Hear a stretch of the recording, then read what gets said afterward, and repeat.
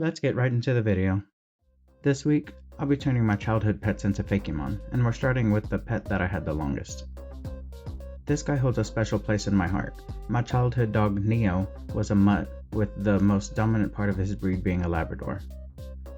He was a light tan color and he was always sunbathing and frolicking in the grass, resulting in him having grass stains. So I already knew I wanted this guy to be a grass type upon evolution. Neo had big brown eyes and was very playful, but also very feisty. I got him as a puppy when he was probably just about 2 months old and I was around 8 years old. He went to live on the big farm when I was around 14. Funny story, when I told my friends my dog went to live on a big farm, they explained to me that's just what parents say when your pet dies. Fortunately, that was not the case in this situation. How do I know my mom wasn't lying about the big farm, you might ask? I worked on the farm from time to time, so I still got to see Neo after he was rehomed. Tough Tyke stores almost all of their power in the tuft on their chest, so their heart is always protected. Once they befriend you, they follow you, helping in any way they can. This species is still being studied. Let's move right along to the evolution.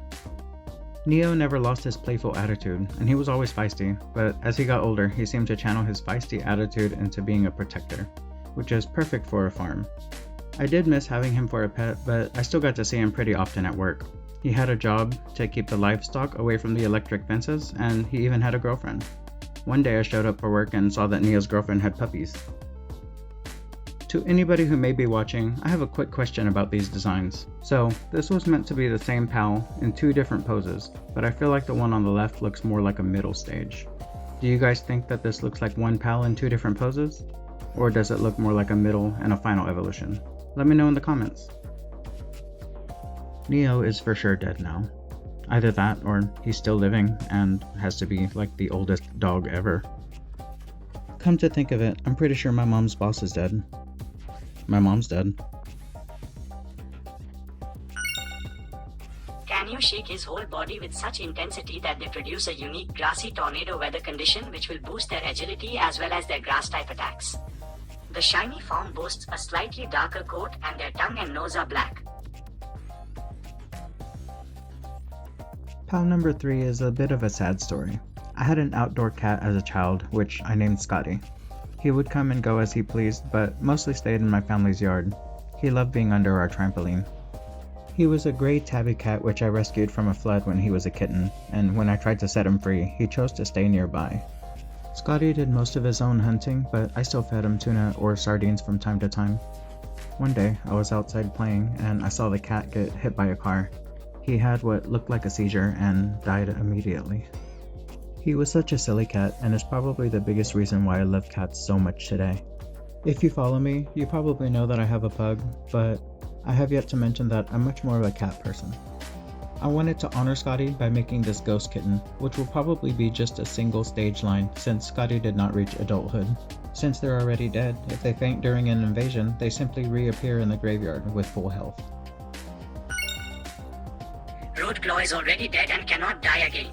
They float around the graveyards, collecting the energy they need to roam past the boundaries of the fields.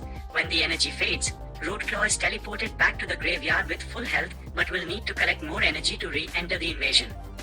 Up next we have a hedgehog from my childhood, which was named Sonic. Technically, this wasn't my pet.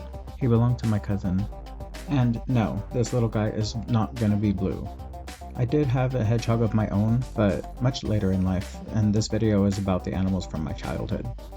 A little bit about my hedgehog though. I got her during the pandemic and her name was Quillo Smith, and she was a happy little chunky butt. But when it comes to Sonic, my cousins had him whenever I was around 5 years old. Most hedgehogs are jumpy little creatures, so even the most familiar face will be greeted with hissing and popping quite often. For that reason, I thought it would be a good idea to put this guy inside of a helmet with the quills poking through, and just for fun, I added a horn to the forehead, much like what you'd see on a unicorn. Their dome and spikes make them excellent cave workers, and their name comes from being easily agitated. HEDGIE has a protective steel helmet that makes them impossible to crush. They can be used like a cannonball when in mace form, exploding with toxic quills on impact. For pal number 5, I wanted to go with the very first pet I remember having as a kid, which was a rabbit. Which, if I'm being honest, I don't really remember the name of the rabbit. Let's just call him Jack. I don't even remember how old I was when we got the rabbit. I just remember there always being a rabbit in the house, and he must have passed away before I was even 5. So, if you recognize this silhouette, that's because it was used at the end of my most recent upload, during the Who's That Fakemon portion of the video. I chose to put this one in a kickboxing stance because the main memory I have of this rabbit was him grabbing one of my plushies, jumping high with it, and drop-kicking it across the room. The stones in their paw pads will deal extra damage, and I thought it would be cool to have this guy jump into a dragon kick position, then take aim and launch the stones from their foot pads at enemies. I got this guy's name by combining the Japanese words kiku, meaning kick, and usagi, meaning rabbit. Kikusagi live in the crystal forest, and they prep for invasions by breaking down crystal into smaller pieces which will be used to make ammunition. Pal number 5 is based on the hamster I had when I was around 13 years old. My old neighbor gave me the hamster before she and her family moved away. She told me the hamster was a girl, but later I found out it was a boy. However, I decided to keep the name she already had, which was Hershey.